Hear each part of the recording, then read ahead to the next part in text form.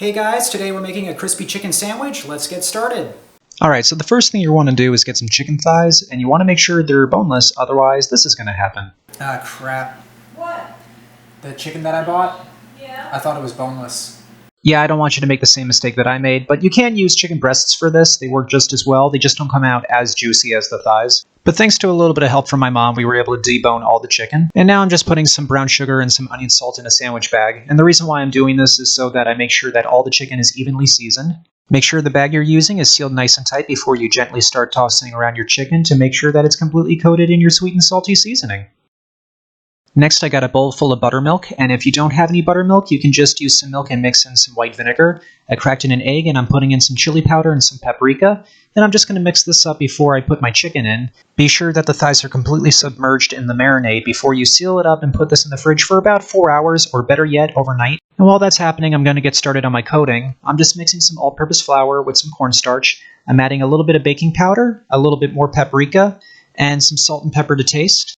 And with that, I'm just going to whisk this up to make sure that everything is evenly distributed. And after you're done with that, you can put this onto the side until your marinade is ready. And when it is ready, you're going to want to put some of that liquid into your flour mixture. And the reason why you want to do this is so that you get those crispy bits on the outside. So this will make your chicken extra crispy. I would say crispy the other way, but I really don't want Joshua Weissman to sue me. And make sure every piece of chicken is completely coated in your flour mix. You want to make sure that all the nooks and crannies are completely coated. These are going to go onto a baking sheet lined with parchment, and it's going to go in the fridge uncovered until your oil is completely preheated. And for the frying, I'm going to use my Dutch oven for this, and for the oil, I'm using vegetable oil, and I ended up using the entire bottle.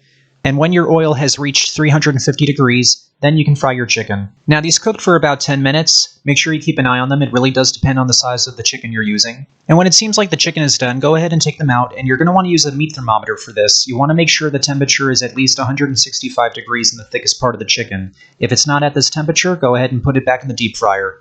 And don't pour that oil out. You can use it again in the future. Now, for the buns, I'm using Crustini's for these. I think these are the perfect buns to use. They're nice and soft, and you're going to want to butter the bottoms of the buns so that you can toast them. And also, I made a sauce for the chicken sandwich. This is the same sauce that I used for my breakfast sandwich. This sauce goes great on chicken sandwiches, on burgers, on just sandwiches in general. It doesn't have to be just for one thing. And as you can see, I put my sauce on first, a generous amount of pickles, my chicken, the top bun, and that's it. Time to eat. Alright, there it is. Time to try this thing out.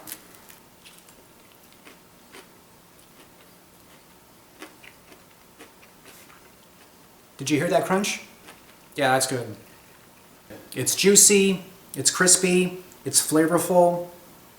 This is a good chicken sandwich. The bun with it, even though it's very simple, it goes together well. The pickles give it a nice tang, and the sauce is great too. Everything all together, it comes out really good. I definitely recommend this one. Alright guys, I hope you enjoyed the recipe. Please remember to like and subscribe, and I will see you next time. Bye.